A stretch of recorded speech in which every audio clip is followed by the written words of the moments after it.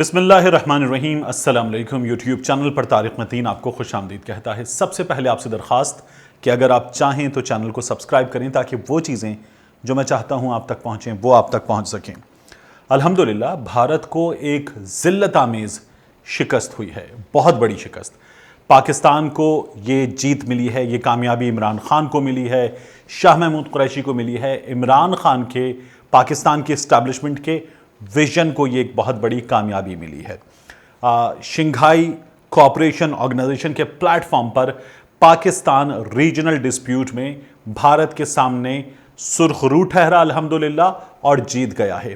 اس خبر کی مزید ڈیٹیلز بھی میں آپ کے حوالے کرتا ہوں، لیکن اس سے پہلے تقریباً اب سے کچھ دن پہلے 4 اگست کو وزیر اعظم عمران خان صاحب نے پاکستان نے ایک نقشہ جاری کیا۔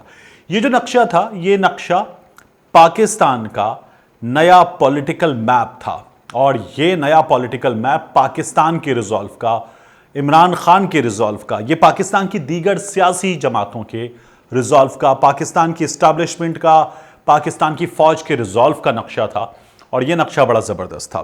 اس نقشے میں پاکستان نے یہ بتایا کہ سیاچن پاکستان کا ہے۔ پاکستان نے یہ بتایا کہ جو مقبوضہ جموں کشمیر ہے یہ مقبوضہ جموں کشمیر نہیں ہے، یہ غیر قانونی طور پر بھارت کے قبضے میں موجود جموں اور کشمیر ہے۔ پاکستان نے ان ایریاز کو اپنا حصہ ظاہر کیا، اس نقشے میں ظاہر کیا۔ سر کریک پر جو بھارت کا دعویٰ ہے اسے پاکستان نے مسترد کیا، اور ایک زبردست نقشہ پاکستان نے تیار کر کے سامنے رکھا اور بتایا کہ اسے اقوام متحدہ میں پاکستان جمع کرائے گا۔ پاکستان نے یہ بتایا کہ یہ نقشہ پاکستان کی منزل ہے، سری نگر پاکستان کی منزل ہے، مقبوضہ کشمیر کی بھارت کے تسلط سے آزادی پاکستان کی منزل ہے۔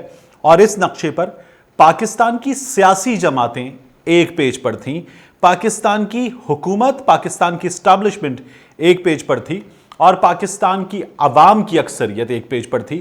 اور یہ ایک زبردست پیغام پاکستان کی جانب سے نہ صرف بھارت کو بلکہ پوری دنیا کو دیا گیا، اور پاکستان نے بتایا کشمیر ہمارا ہے۔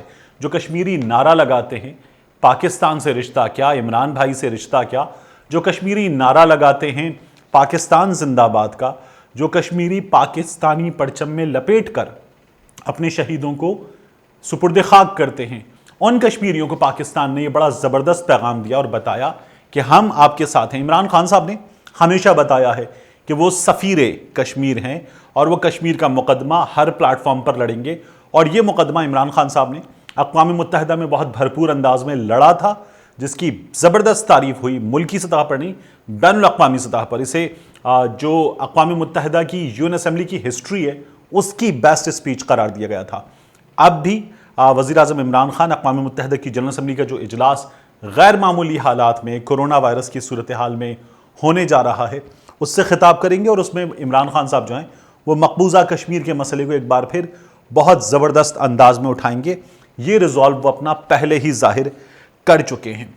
یہ نیا نقشہ پاکستان کی جانب سے پہلا قدم تھا، بہت زبردست، کہ جس میں پاکستان نے بتایا کہ اقوام متحدہ کی قرارداد نمبر 39 20 جنوری 1948 کی قرارداد، پاکستان اس قرارداد کے تحت استصواب رائے کے ذریعے مقبوضہ کشمیر کے رہنے والوں کے حق خود ارادیت کا مطالبہ کرتا ہے اور کرتا رہے گا۔ اس نقشے پر ہمارے یہاں جو سیاسی جماعتیں ہیں انہوں نے بڑی تنقید کی۔ مسلم لیگ نون نے خاص طور پر بڑی تنقید کی۔ مسلم لیگ نون کے لوگوں نے کہا کہ نقشہ بنا دیا۔ بعض لوگوں نے سوشل میڈیا پر، ایک صحافیوں کا گروپ ہے کہ نقشے بنانے سے کچھ نہیں ہوتا، نقشے بنانے سے کیا ہوتا ہے، کیا حاصل کر لیں گے، یہ ایک پوری کیمپین چلی۔ اس کیمپین میں عمران خان کو، حکومت کو، افواج پاکستان کو تنقید کا نشانہ بنانے کی لوگوں نے کوشش کی، لیکن آج پاکستان سرخ رو ٹھہرا۔ اور اب دیکھیے آپ کہ شنگھائی تعاون تنظیم کے اجلاس میں یہاں پاکستان کا موقف جو ہے وہ تسلیم کیا گیا۔ پاکستان اپنے موقف کو بہت بھرپور انداز میں یہاں رکھ کر جیت گیا۔ یہ کہا جاتا بھارت کو کیا فرق پڑے گا، آپ نقشہ بنا لیں اور نقشہ بنانے سے بھارت ڈر جائے گا۔ بھارت کی بھی سوشل میڈیا پر بعض لوگوں نے کہا ہم تو ڈر گئے، پاکستان نے نقشہ بنا دیا۔ لوگوں نے اس طرح کے لطیفے سنائے کہ میرا پڑوسی جو ہے اس کا باغیچہ میں نے اپنے گھر کے نقشے میں ڈال لیا ہے، لیکن اب پڑوسی مجھے گھسنے نہیں دے رہا. ایسے مذاق کیے تھے لوگوں نے اور کہا تھا انڈیا کو کوئی فرق نہیں پڑے گا. لیکن فرق پڑا، اس قدر فرق پڑا انڈیا کو کہ پہلے جب نقشہ پاکستان نے جاری کیا تو انڈین میڈیا پر چیخیں سنائی دیں، اور اب شنگھائی تعاون تنظیم کے نیشنل سیکیورٹی ایڈوائزرز کے آن لائن اجلاس میں بھارت کے نیشنل سیکیورٹی ایڈوائزر اجیت نے اس نقشے پر اعتراض کیا، پاکستان کی اس کوشش پر اعتراض کیا اور کہا کہ پاکستان نے یہ نقشہ غلط بنایا ہے. اور اس اجلاس میں پاکستان کی نمائندگی کی ڈاکٹر معید یوسف نے. معید یوسف صاحب نے پاکستان کا موقف اور اجیت کا جو موقف تھا اس کا بھرپور جواب دیا، اور بھرپور جواب دیتے ہوئے انہوں نے بتایا کہ ایک یہ متنازع علاقہ ہے، یہ ڈسپیوٹڈ ٹیریٹری ہے، اور اس پر بھارت جو ہے وہ اپنا حق جتانے کا کوئی حق نہیں رکھتا.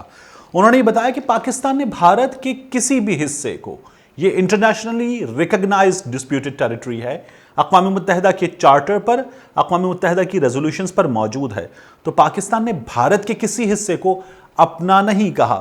پاکستان نے جو متنازع حصے ہیں انہیں اپنا کہا ہے. انہوں نے یہ بھی کہا کہ ایس سی او سیکریٹریٹ یہ بھی جان لے کہ بھارت نے غیر قانونی اقدامات کیے ہیں، یک طرفہ اقدامات کیے ہیں. جو بھارت نے مقبوضہ کشمیر کی خصوصی حیثیت تبدیل کی تھی، اب سے سال برس سے زیادہ کا وقت اسے ہو گیا کہ مقبوضہ کشمیر کے لوگوں پر عرصہ حیات تنگ کر رکھا ہے، تو انہوں نے کہا کہ یہ یک طرفہ اور غیر قانونی اقدامات تھے، انہیں پاکستان تسلیم نہیں کرتا. یہ اقدامات بین الاقوامی قراردادوں کی، اقوام متحدہ کے چارٹر کی سنگین خلاف ورزی ہیں، اور پاکستان اس سنگین خلاف ورزی پر آواز بلند کرتا رہا ہے، اسے ہائی لائٹ کرتا رہا ہے اور ہائی لائٹ کرتا رہے گا.